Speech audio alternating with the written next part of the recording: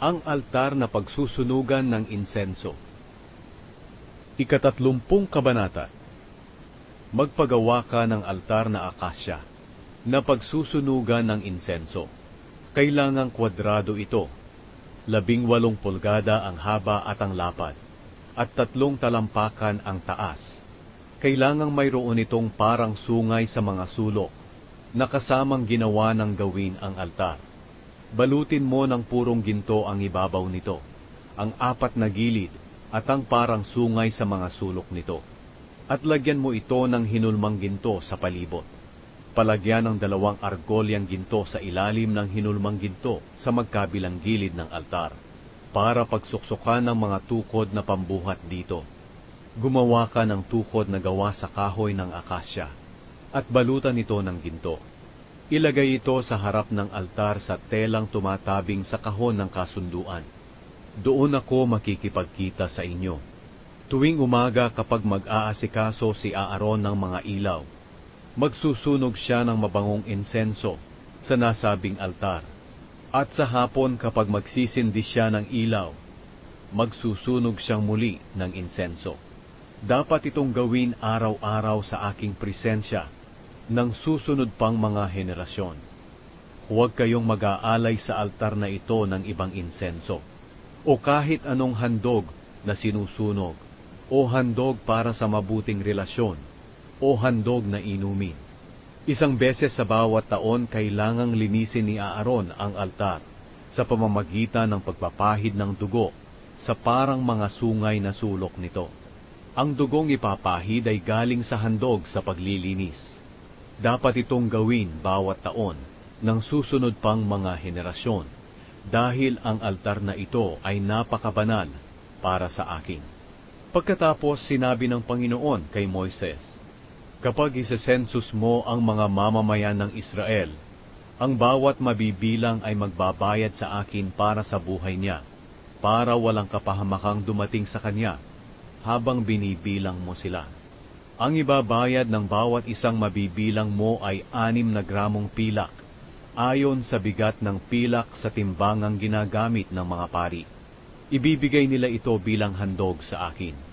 Ang lahat ng may edad na 20 pataas ang maghahandog nito sa akin. Hindi magbabayad ng sobra ang mga mayayaman, at hindi magbabayad ng kulang ang mga mahihirap. Gamitin mo ang pera para sa mga pangangailangan sa toldang tipanan. Bayad ito ng mga Israelita para sa kanilang buhay, at sa pamamagitan nito'y aalalahanin ko sila. Ang plangganang hugasan. Sinabi ng Panginoon kay Moises, gumawa ka ng tansong planggana na tansurin ang patungan para gamiting hugasan. Ilagay mo ito sa gitna ng toldang tipanan at ng altar, at lagyan ito ng tubig. Ito ang gagamitin ni Aaron at ng mga anak niya sa paghuhugas ng mga kamay at paa nila, bago sila pumasok sa toldang tipanan, at bago sila lumapit sa altar para mag-alay sa akin ng mga handog sa pamamagitan ng apoy. Kailangan nilang hugasan ang mga kamay at paa nila para hindi sila mamatay. Dapat sundin ni Aaron at ng mga angkan niya ang mga tuntuning ito hanggang sa susunod pang mga henerasyon. Ang langis na pamahid. Sinabi ng Panginoon kay Moises, kumuha ka ng pinakamainam na mga sangkap, 6 na kilong mira, 3 kilo ng mabangong sinamon, 3 kilong asukal, at 6 na kilong kasya. Kailangan ang bigat nito'y ayon sa timbangang ginagamit ng mga pari, at 1 galong langis ng olibo. Sa pamamagitan nito, makakagawa ka ng banal na mabangong langis na pamahid. Pahiran mo ng langis na ito ang toldang tipanan, ang kahon ng kasunduan, ang mesa, at ang lahat ng kagamitan nito, ang lalagyan ng ilaw, at ang lahat ng kagamitan nito, ang altar na pagsusunugan ng insenso, ang altar na pinagsusunugan ng mga handog na sinusunog, at ang lahat ng kagamitan nito, at ang planggana at ang patungan nito. Italaga mo ang mga bagay na ito para maging napakabanal nito. ibubukod ang sinumang makakahawak nito. Pahiran mo rin ng langis si Aaron at ang mga anak niya bilang pag-oordina sa kanila, para makapaglingkod sila sa akin bilang mga pari. Sabihin mo sa mga Israelita na ito ang banal kong langis, ang dapat gamiting pamahid hanggang sa mga susunod pang mga henerasyon. Huwag niyo itong ipapahid sa ordinaryong mga tao, at huwag niyo rin itong gawin para sa mga sarili niyo lang. Banal ito, kaya ituring niyo rin itong banal.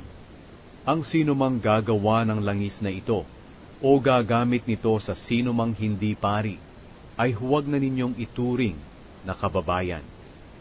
Ang insenso. Sinabi ng Panginoon kay Moises, kumuha ka ng pare-parehong dami ng mababangong sangkap, estakte, onika, galbano, at purong kamangyan. Sa pamamagitan ng mga ito, gumawa ka ng napakabangong insenso. Pagkatapos, lagyan mo ng asin para maging puro ito at banal. Dikdikin ng pino ang iba sa mga ito at iwisik sa harap ng kahon ng kasunduan na nasa toldang tipanan, kung saan ako makikipagkita sa iyo. Dapat mo itong ituring na pinakabanal. Huwag kayong gagawa ng mga insensong ito para sa inyong sarili. Ituring nyo itong banal para sa Panginoon. Ang sinumang gagawa nito para gagamiting pabango, ay huwag na ninyong ituring na kababayan.